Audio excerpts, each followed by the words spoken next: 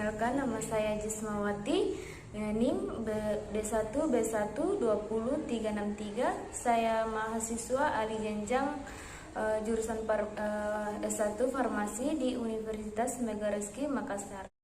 1. Peranan profesi kefarmasian di komunitas dan di rumah sakit. 2. Pelayanan kefarmasian di apotik. 3. Pelayanan kefarmasian di rumah sakit. 4. Retail dan bisnis farmasi. Apa sih itu pekerjaan kefarmasian? Adalah pembuatan termasuk pengendalian mutu sediaan farmasi, pengamatan, pengadaan, penyimpanan, dan pendistribusian atau penyaluran obat, pengelolaan obat, pelayanan obat atau resep dokter, pelayanan informasi obat, serta pengembangan obat, bahan obat, dan obat tradisional. Apoteker dan tenaga kefarmasian. Nah, peranan kefarmasian terdiri 1. Komunitas. 2. Rumah sakit. Yang pertama yaitu peranan profesi kefarmasian di komunitas. Farmasi komunitas adalah praktik farmasi di mana obat dan produk kesehatan lainnya dijual atau disediakan langsung kepada masyarakat secara eceran, baik melalui resep dokter maupun tanpa resep dokter. Hal yang dilakukan dalam peranan profesi farmasi di komunitas. 1. Tanggung jawab pada obat yang tertulis pada resep. Pelayanan paling utama dari peranan apoteker adalah informasi tentang obat yang sering kali diperlukan dalam membutuhkan oleh pasien. Untuk memberikan informasi yang benar tentang obat, seseorang apoteker harus selalu berada di TKP, tempat kegiatan penjualan dan pelayanan. Bagaimana obat diminum, bagaimana reaksi samping obat, bagaimana stabilitas obat sebagai kondisi, toksitas dan dosis obat, rute penggunaan obat. 2. Tanggung jawab terhadap penjualan obat bebas. Tanggung jawab apoteker juga penting dalam kasus medikasi, pengobatan sendiri atau penggunaan obat tanpa resep dokter. Apoteker wajib menasihati pasien, B. mengarahkan pasien. Peran profesi farmasi di rumah sakit. 1. Peran dalam manajemen farmasi rumah sakit. Apoteker sebagai pemimpin kefarmasian rumah sakit harus mampu mengelola farmasi rumah sakit secara keseluruhan dan tanggung jawab dalam administrasi, manajemen, perencanaan, serta kebijakan farmasi rumah sakit secara terpadu.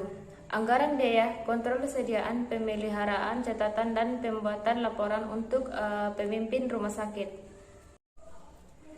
Yang kedua, peranan pembekalan farmasi. Ketiga, peranan dalam penyimpanan obat. 4. Peranan dalam pendistribusian obat. 5. Peranan dalam kontrol kualitas obat. 6. Peranan sebagai pusat informasi. 7. Peranan dalam farmasi dan terapi serta penerbitan formularium. 8. Peranan dalam pendidikan. 9. Peranan dalam penelitian. 10. Peranan dalam komunikasi, nasihat, konsultasi. Pelayanan kefarmasian di apotik. Pelayanan resep, screening resep. 1. Persyaratan administrasi. Berikutnya nama, SIP, dan alamat dokter. Berikutnya tanggal penulisan resep. Berikut tanda tangan atau farap dokter, penulisan resep, nama, alamat, umur, jenis kelamin, dan berat badan pasien, nama obat, dosis dan jumlah yang diminta, cara pemakaian yang jelas, informasi. 2. Kesesuaian farmaseutik. 1. Bentuk sediaan. 2. Potensi. 3. Stabil.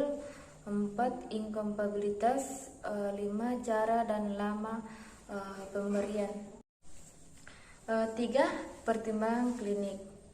Adanya alergi, efek samping, interaksi, kesesuaian dosis, durasi, jumlah obat dan lain-lain. Jika ada keraguan terhadap resep, setidaknya dikonsultasikan kepada dokter penulis resep dengan memberikan pertimbangan dan alternatif. Seperlunya bila diperlukan menggunakan persetujuan setelah memberitahu. Penyiapan obat. 1. Peracikan. 2. Etiket. 3. Kemasan obat yang diserahkan. 4. Penyerahan obat. 5. Informasi obat. 6. Konseling. 7. Monitoring penggunaan obat. Pelayanan kefarmasian di rumah sakit. 1. Pengelolaan sediaan farmasi, alkes dan bahan medis habis pakai. Pemilihan adalah kegiatan untuk menetapkan jenis sediaan farmasi, alkes, dan bahan medis habis pakai sesuai dengan kebutuhan. Formularium dan standar pengobatan atau pedoman diagnosa dan terapi.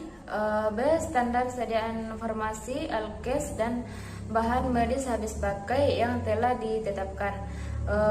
C. Pola penyakit. D. Efektivitas dan keamanan. E. Pengobatan berbaris bukti. V. Mutu. G. Harga. H. Ketersediaan dan di pasar.